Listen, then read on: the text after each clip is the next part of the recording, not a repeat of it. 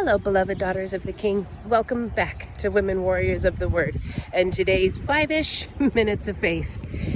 I'm walking around my building on my break and, popping up all over the grass areas on various little plots of grass are dandelions. And they're these little yellow flowers that spring up in the middle of the grass. And then as they age, they turn into those white wishers. I don't know if where you're listening from, that's a thing, but it's a thing here. And so I just want to show you. You see the dandelions? And then they turn into these wishers.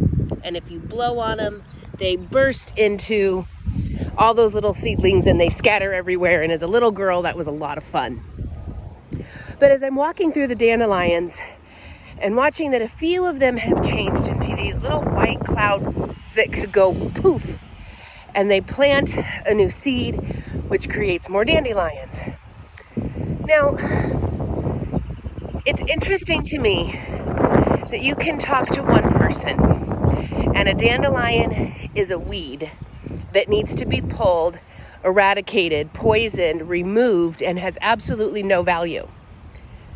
But you can turn around and do some research and find out that dandelions are actually a source of great health benefits. I don't want to spend time on the video today rattling what they are, but dandelion tea is a thing, and it's actually very good for us.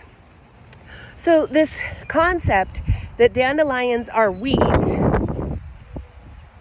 is it a myth? Is it a lie? Is it an opinion? What matters is that God created the dandelion.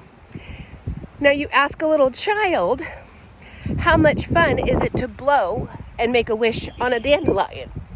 And most of the time, they'll get rather excited.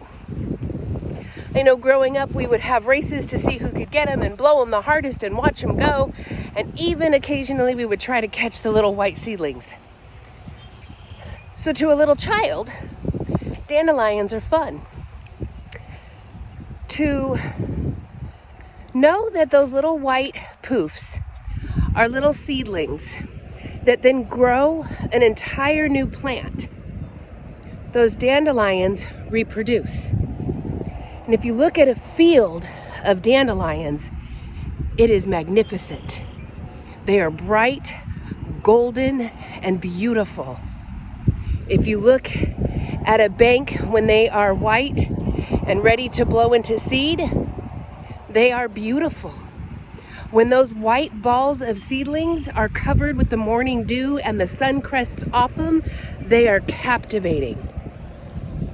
But somewhere along the line of life, somebody decided that it was a weed and needed to be pulled, eradicated, and had no purpose.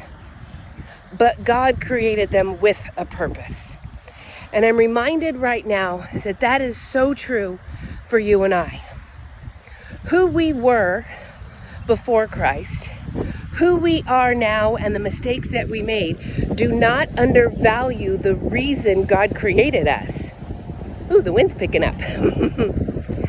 We have the opportunity to go through seasons and become a seedling that plants the seeds of truth.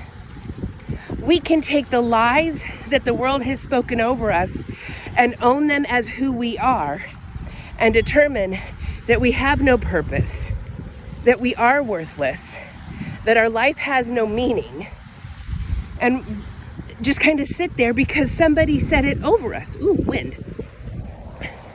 Or we can do our research in the Word of God and turn around and say, God created me with a purpose. Your opinion of who I am does not matter, and it does not change who I am.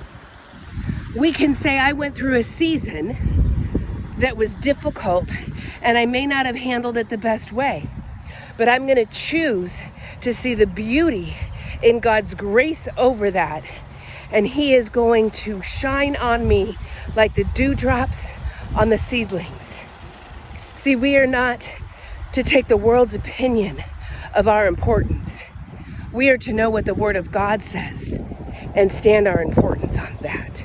So the next time you look at a dandelion, acknowledge what season you're in. Choose to be beautiful, whatever that looks like. Choose to bloom, choose to seed, and choose to root your identity in who God says you are, knowing that He created you with a purpose. Until next time, daughters of the King, walk by faith.